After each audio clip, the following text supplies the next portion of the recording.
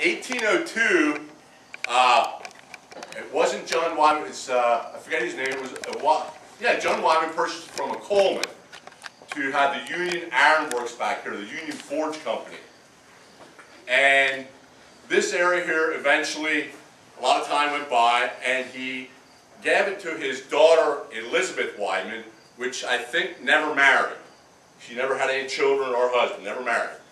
And when she became older, she willed the land to the Izaak Walton League as a caretaker, as a wildlife sanctuary.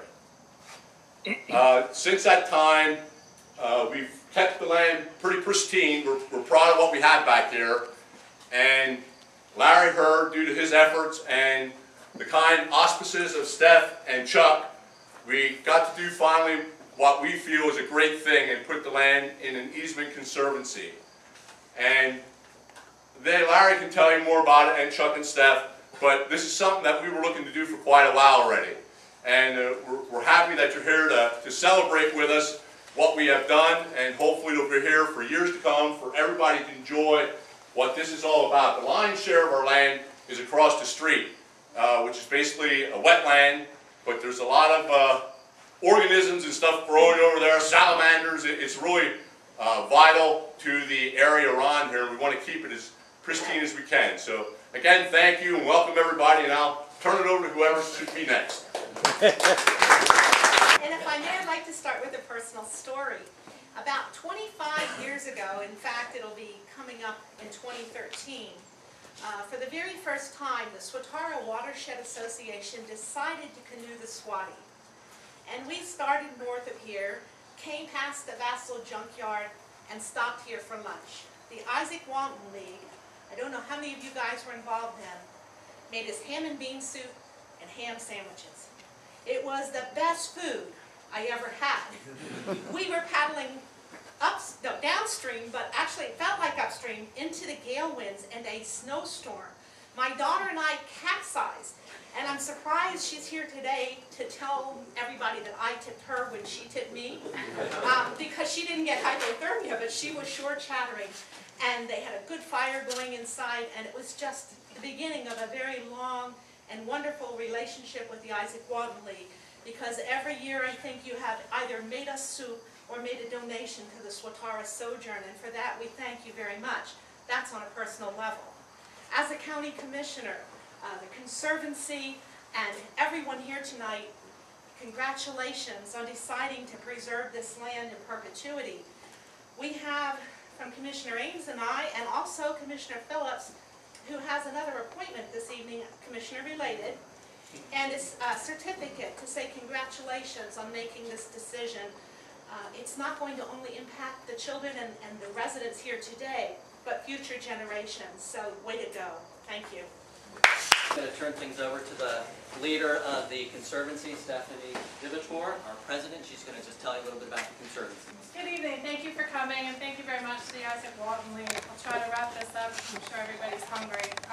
The Conservancy is a nonprofit here in Lebanon County.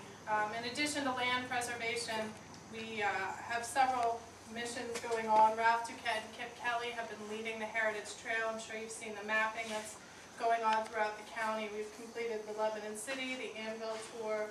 We're working on Jonestown and Palmyra. So that's a big effort of ours. We've worked hard in education. The reason I've become involved is the land preservation. The Conservancy currently has 5 easements totaling approximately 300 acres. In addition to the Izaak Walton League, we're working on another easement that is a prominent Lebanon family that will bring us to almost 500 acres, so we're very excited.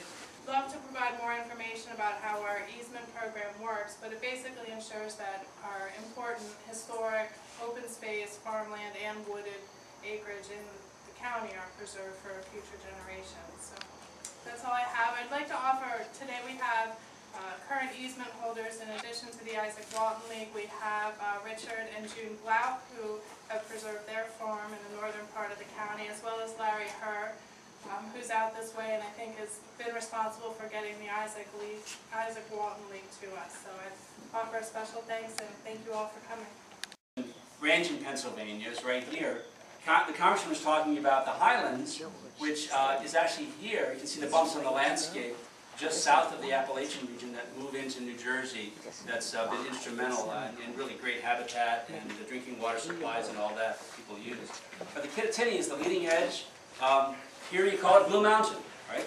Other places they may call it the Kittatinny Mountain or North Mountain in Carlisle, but it's Blue Mountain here, and is the most continuous, unbroken ridge. We have a lot of other ridges, but they stop and start in Pennsylvania. This unbroken ridge connects the northern forests, the Appalachian forests up in New England and Canada, with the Middle Atlantic and southern forests. So it's a key ecological corridor right here that you guys look at every single day for not only animals that walk like the bobcats, but raptors, eagles, and hawks, and all the dozen different species that are counted at the hawk watches that flow.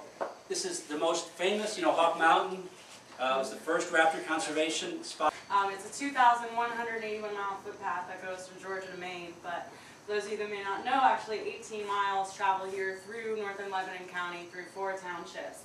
And it comes in from State Game Lands 211 or St. Anthony's Wilderness up through Roush Gap, comes through Swatara Gap, Swatara State Park, crosses right over the Waterville Bridge before heading back up on the ridge behind us here, I think, into State Game Lands before traveling up onto Berks and Schuylkill County here. This is actually a draft version of a map of the Swatara Gap region.